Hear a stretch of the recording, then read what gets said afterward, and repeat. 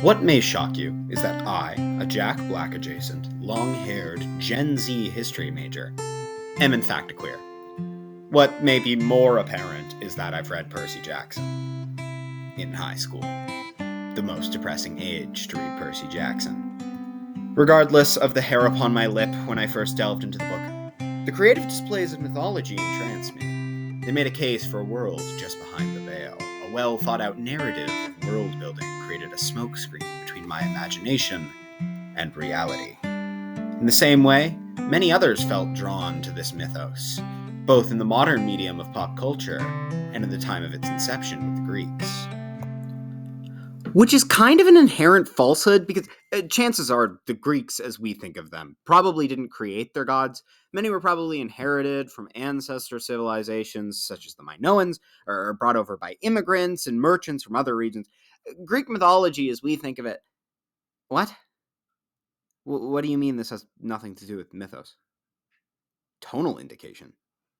What are you babbling about?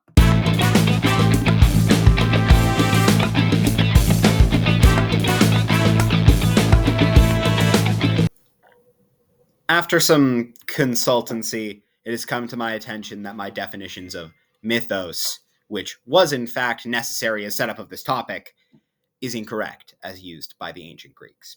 Although, to be fair, there is even more contention amongst Greeks from era to era over the meaning of mythos and logos. Throughout the ages, Greek authors quarrel over correct interpretation and demonstrations of partisanism so benign it would make an American Senate blush.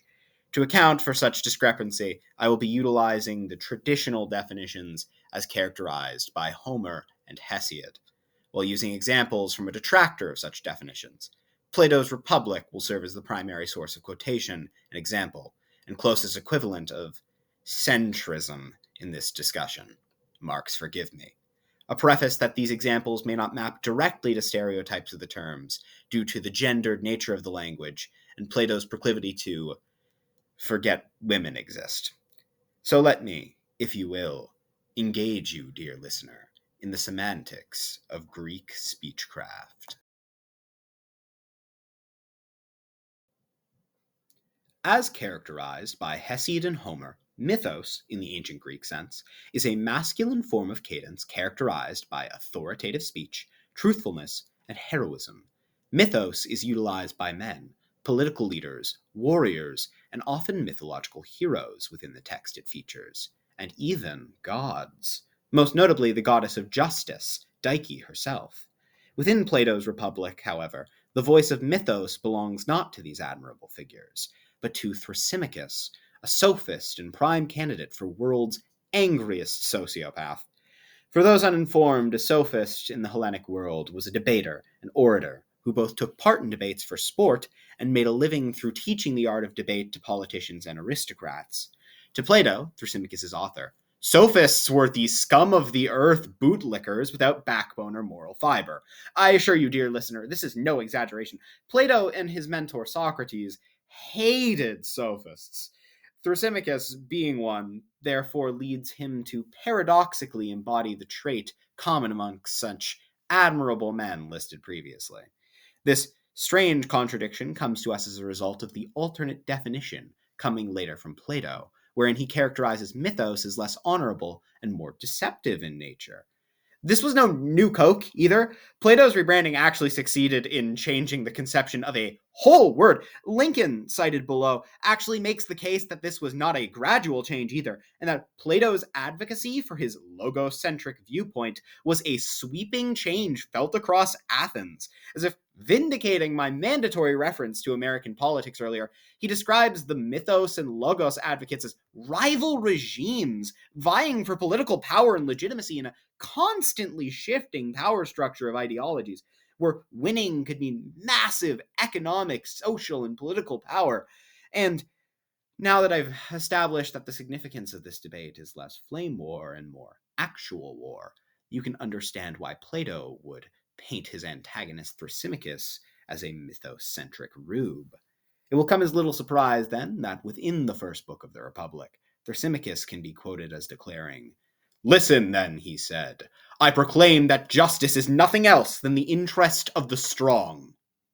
A vain and callous suggestion, but a useful insight into how Plato perceived mythos.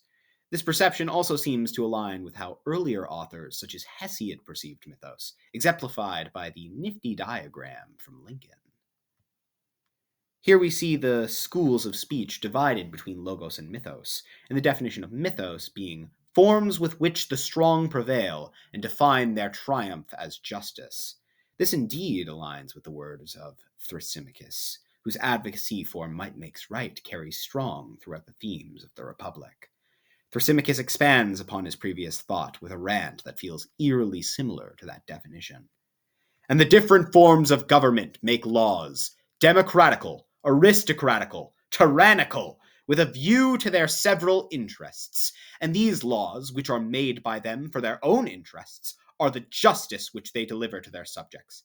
And him who transgresses them, they punish as a breaker of the law and unjust. And that is what I mean when I say that in all states there is the same principle of justice, which is the interest of the government. And as the government must be supposed to have power, the only reasonable conclusion is that everywhere there is one principle of justice, which is the interest of the stronger. Plato's Republic, Book 1. This is not just an example of mythos in action, but a direct description of the concept of mythos. From this quote, we may assume that mythos advocates were warlords, tyrants, and despots, given Plato's ideological aversion to lying. This aversion is not concrete, however, and Plato was known to utilize noble lies for greater causes, such as his proposed myth of metallic souls, seen later in Book 4 of the Republic.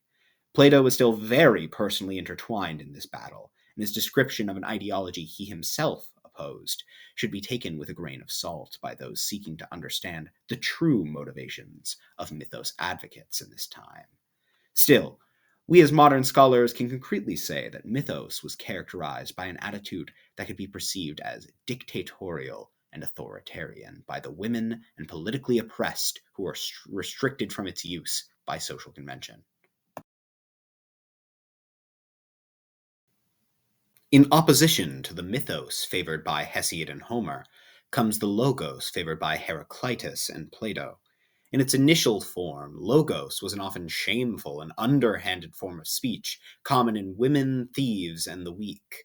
This initially shameful portfolio, by Greek standards, is much more nuanced than mythos, however, as it is a favored tone of Odysseus, the famed hero of the Trojan War, and mastermind of the famed Trojan horse. A second analysis, with more critical thinking, reveals that this trait was seen more as a rough defect, despite its merits. The double nature of Odysseus as both hero and schemer is an excellent metaphor for Logos itself. Logos, too, participated in a battle of public opinion, a powerful and influential tool constrained by social standards and nomos. But just as Odysseus returned to Ithaca after his hard-fought Odyssey, so too would Logos suffer over the 400-year gap from Homer until its salvation in Plato. Perhaps no better author existed for the defense of Logos, other than Plato, and no representative better than his mentor, the mad gadfly himself, Socrates. This neurotically philosophical vagrant harassed anyone and everyone who would not immediately cross the street to avoid him. Indeed, this modern icon was equivalent to a homeless schizophrenic ranting about Chinese economics from the forum of a soapbox. And a brilliant schizophrenic he was. His teachings were preserved solely within Plato's works, as the famed philosopher had a moral opposition to the written language. This revolutionary perhaps best displays Logos not in the modern ideal of stark white togas in academia, but in his insistence on purposefully misconstruing the arguments of his opponents in order to provoke their truthful beliefs. This manner of debate is often called out as underhanded and unfair by his detractors, especially the aforementioned Thrasymachus. He's indeed a perfect icon of the logocentric ideology. Indeed, Socrates tries to usurp the status quo of rulers utilizing mythos, instead suggests the following. Until philosophers are kings, or the kings and princes of this world have the spirit and power of philosophy, and political greatness and wisdom meet in one, and those commoner natures who pursue either to the exclusion of the other are compelled to stand aside. cities will never have rest from their evils. Here, Socrates is saying that he believes philosophers and those who utilize logos should be the ones to rule, and that those who suppress the weak should stand aside in favor of this ideology. This rallying cry rather transparently calls for a destruction of the classical Greek view of government, a primary topic of the dialogues, and a shift of worldview from mythos, where the strong preside, to logos, where the philosopher kings wisely reign over their subjects. This lines up with the description given to us by Lincoln in the previously mentioned diagram. Forms with which the weak can prevail and have their triumph defined as sneaky or unjust, Lincoln. Indeed, the actions of Socrates, even within the context of the Republic, are often seen as sneaky or roguish. Despite this internal narrative within the story, I would propose that this is yet another tactic of Logos to disarm potential listeners. Indeed, the true Logos being spoken is not the quotation itself, but the entirety of the Republic. Withdrawing from the narrative view and seeing the work as a whole, the Republic is the Logos. It is a tool of Plato's ideology, constructed to be propaganda amongst the Athenian populace. And if Lincoln is to be believed in his assertion the meaning of logos changed rapidly, then it would appear that the Republic was successful. This intricately written and sly display of logic and rhetoric effectively convinced the masses to adopt logos as the ideal of kings. Logos, entirely through self, managed to change its own meaning in the Hellenistic culture. This may appear a shocking and absurd assertion, but Plato was an educated individual with a history of political action and a master of rhetoric. Indeed, the Republic may in fact be the greatest example of logos within the Socratic method and Plato's teachings being commonplace over 2 millennia later, leaving behind the legacy of logic as a tool of the intellectual and sophisticated. In conclusion, to justify my previous tangent on the nature of mythology, a term you now understand to be distinct, perhaps the ideas are not so different at all. Both are ancient and alien structures, far predating their civilizations, changing and morphing in the way human concepts often do. Both altered to fit the needs of populaces dispersed widely apart in time, and bending to fit agendas and sensibilities of vastly different eras. Both ultimately moving towards a more equal ideology, though slowly, and over the course of a great time span. And funnily enough, both debatably started by a single great book.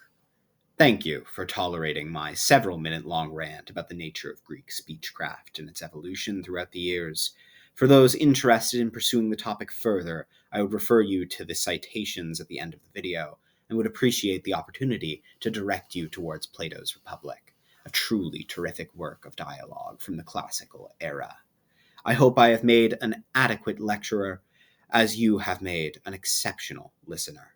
Until next time, I bid you